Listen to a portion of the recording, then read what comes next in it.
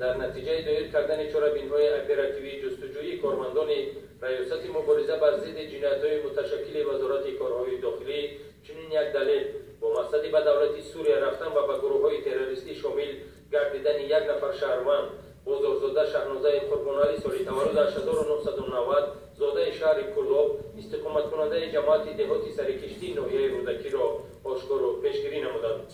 شهنازه بازارزاده مدت 2 سال اخیر توسط شبکه اجتماعی همسینفون یا به اصطلاح ادنکلاسنیکی و به این مانند توسط دیگر طرز علاقه موبیلی وایبر و وایفای با یکی از اعضایان گروه‌های تروریستی سبزقدم نام شخص که شهروند جمهوری تاجیکستان است و عین زمان در عملیات‌های جنگی ضد دولت سوریه اشتراک دارد رابطه پیدا نموده است.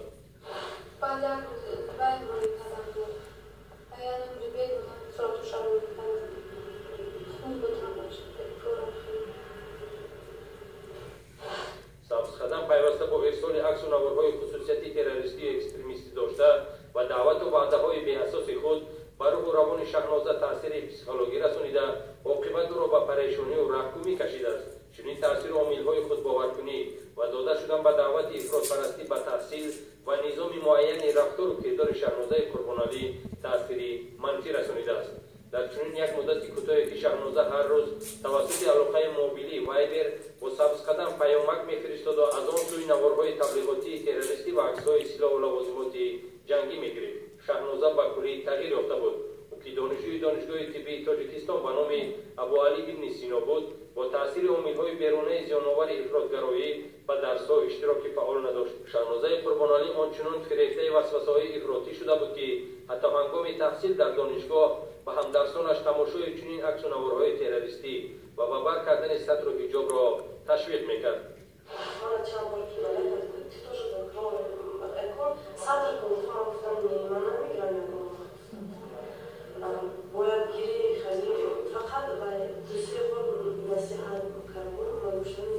از تلفنش من یک ویدیو نشان داد که در اونجا یه بچه ریشاش دماغ بود گاز دسته بود که من مسلمانه باید با مسلمانه یادم کنیم.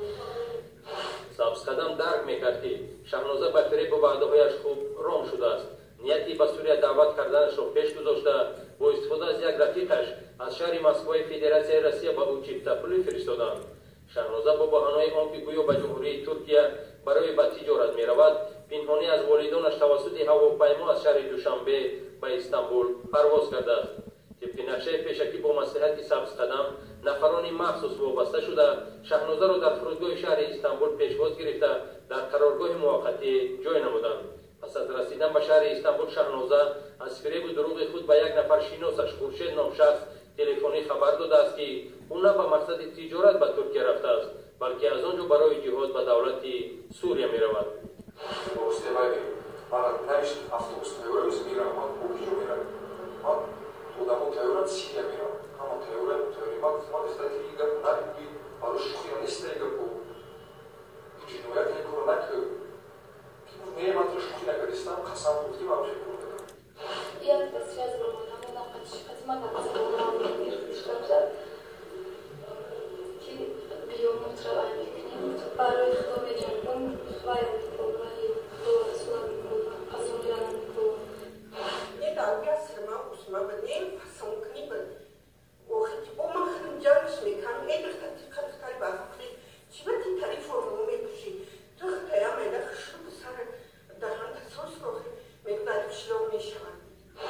شهنازه پیشتر از نیت سفر خود به سوریه و قصد اشتراک در عملیات‌های جنگی را به یکی از خویشاوندانش نیز اشاره کرده بوده است.